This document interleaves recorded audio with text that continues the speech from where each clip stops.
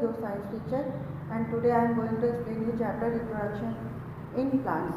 इसका जो है मैं आज आपको वेजिटेटिव प्रोपोगेशन के आर्टिफिशियल मेथड के बारे में डिस्क्राइब करेंगे। ठीक है, तो इसके वेजिटेटिव प्रोपोगेशन के जो नेचुरल मेथड है वो मैं पहले वीडियो में डिस्क्राइब कर चुकी हूँ, आप उस वीडियो को देख लीजिएगा। Artificial method of vegetative propagation में आपका आता है cutting, layering, grafting, tissue culture. ठीक है, तो सबसे पहले हम पढ़ेंगे कटिंग। कटिंग में क्या होता है कि इसमें हम स्टेम का किसी भी जो प्लांट जिसका हमें मतलब नया प्लांट डेवलप करना है वो प्लांट ले लेते हैं, उसका स्टेम ले लेते हैं। ठीक है, और उस स्टेम में क्या होनी चाहिए, हमारी कुछ लीव्स होनी चाहिए, उसे हम क्या कहते हैं कटिंग।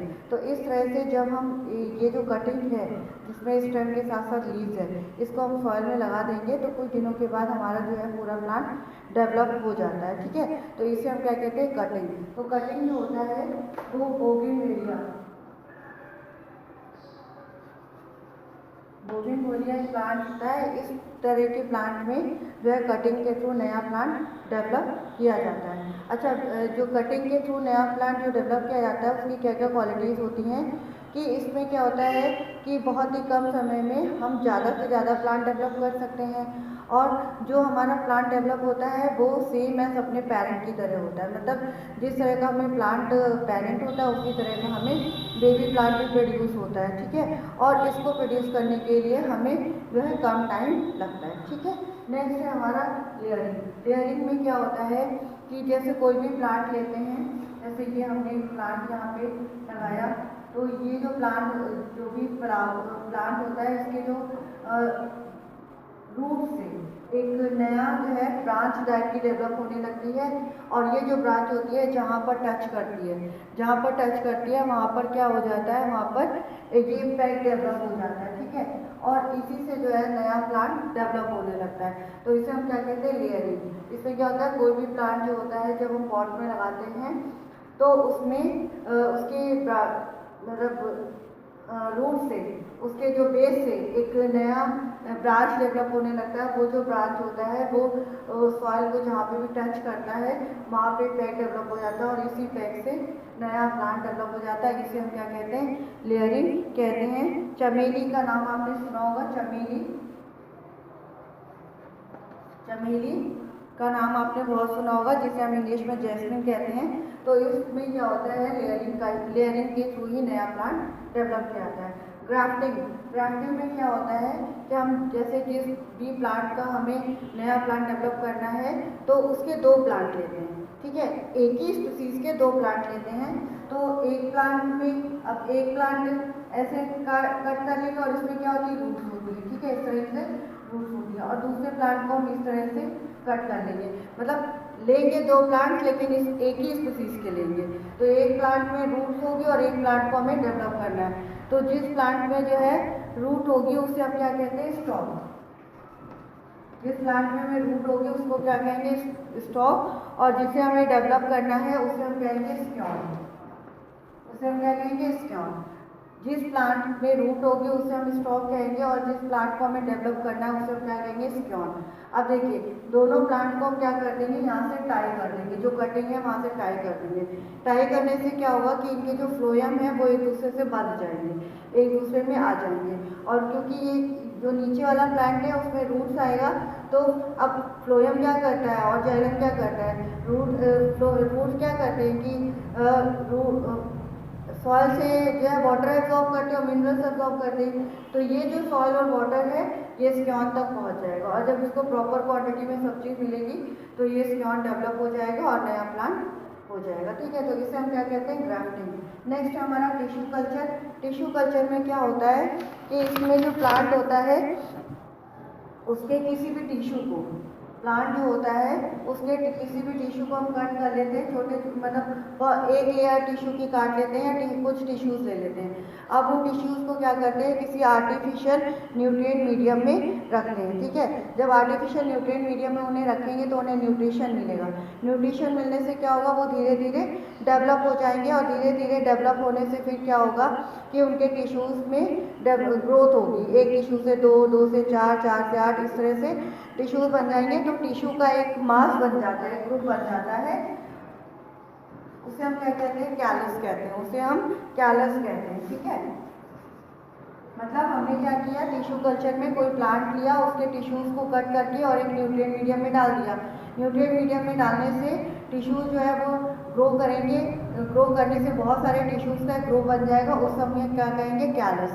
अब कैलस को क्या कर देंगे, एक दूसरे न्यूट्रिएंट मीडियम में ट्रांसफ़र कर देंगे। न्यूट्रिएंट मीडियम में ट्रांसफ़र करने से कैलस क्या होगा, और ज़्यादा डेवलप हो जाएगा। ठीक है, और ज़्यादा डेवलप होने से क्या होगा, फिर एक स्मॉल प्लांट भी तैयार हो जाएगा।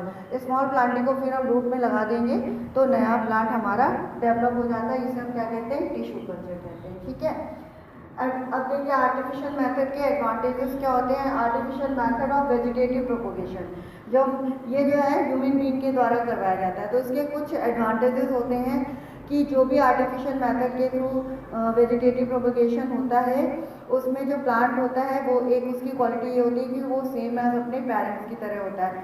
दूसरी क्वालिटी ये है कि ये कम टाइम में डेवलप हो जाता है। देखिए आजकल की पॉपुलेशन इतनी बढ़ रही है, और पॉपुलेशन बढ़ रही है तो उसके लिए फूड की डिमांड भी बढ़ रही है। अब फूड की डिमांड को फुलफिल करने के लिए अगर हम सिर्फ नेचुरल मेथड के थ्रू वेजिटेटिव प्रोपोगेशन करेंगे तो हमारे जो है फूड की डिमांड पूरी नहीं हो पाएगी।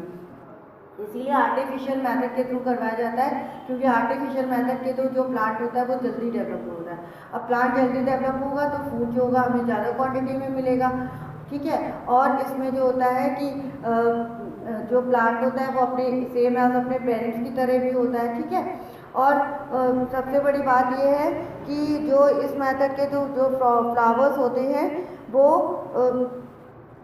ईजिली ग्रो किए जा सकते हैं। ठीक है, और ये इकोनॉमिकल होते हैं। इकोनॉमिकल मतलब इसमें खर्चे भी कम आते हैं। तो एडवांटेजेस आप में क्या लिखेंगे, एडवांटेजेस में कि ये जो वेजिटेटिव प्रोपोगेशन के थ्रू जो वेजिटेटिव प्रोपोगेशन आर्टिफिशियल मेथड के थ्रू होता है, उसमें फर्स्ट लिखेंगे कि जो प्लांट होता है वो अपने पेरेंट की तरह ही होता है, एकदम सेम, कम टाइम में डेवलप हो जाता है। Second point, third point economical होता है, कम खर्चे में हो जाता है, और फोर्थ पॉइंट ये होता है कि ये इजीली वे में हो जाता है। ठीक है, इसमें ज़्यादा टफ जो है प्रोसीजर नहीं होता है। तो यहाँ तक हमारा था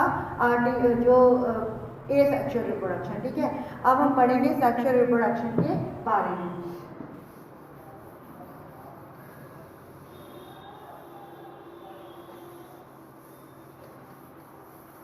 sexual reproduction I have already told that जब किसी प्लांट या एनिमल में रिप्रोडक्शन करने के लिए मेल और फीमेल दोनों की ज़रूरत होती है, तो उसे हम क्या कहते हैं, सेक्सुअल रिप्रोडक्शन कहते हैं। यानी कि मेल और फीमेल गैमेट दोनों की ज़रूरत होगी। मेल गैमेट जो होगा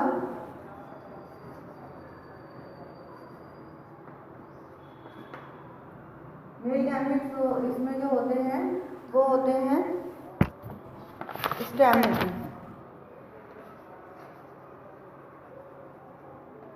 मेल पार्ट होता है, सॉरी, ये जो स्टैमेन होता है ये मेल पार्ट होता है, और इसमें जो होता है पॉलन ग्रेन्स होते हैं मेल गैमेट।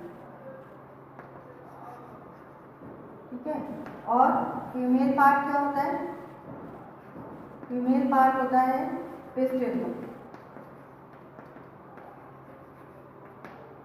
पिस्टिल में ओवा होते हैं, या जिन्हें हम एग कह सकते हैं।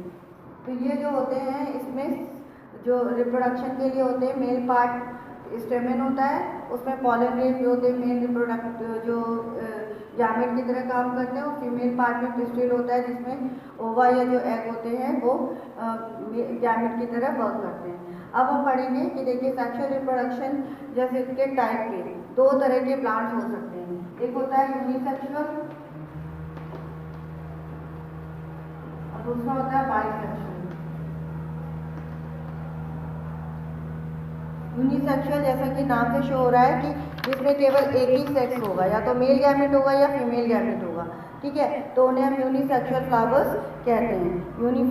जो कुकुरबिटेसी फैमिली होती है उसमें कुकुरबिटा प्लांट, कुकुरबिटा फैमिली के, कुकुरबिटेसी फैमिली के जो प्लांट होते हैं वो यूनिसेक्सुअल होते हैं। मीन्स इसमें केवल या तो मेल गैमेट होंगे या फीमेल गैमेट होंगे। ठीक है, और बाइसेक्सुअल मतलब होता है कि वो प्लांट जिसमें दोनों तरह के गैमेट्स होते हैं, मेल गैमेट भी होते हैं और फीमेल गैमेट भी होते हैं, उन्हें हम क्या कहते हैं, बाइसेक्सुअल रहते हैं। तो यूनिसेक्सुअल और बाइसेक्सुअल आपको समझ में आ गया होगा। बाइसेक्सुअल आपने हिबिस्कस नाम सुना होगा, गुड़हल, हिबिस्कस, ये जो होता है ये हमारा बाइसेक्सुअल होता है, क्योंकि इसमें दोनों तरह के गैमेट पाए जाते हैं। ठीक है, अब इसके बारे में, गैमेट्स के बारे में मैं नेक्स्ट वीडियो में डिस्क्राइब करूँगी। Okay, bye, have a nice day.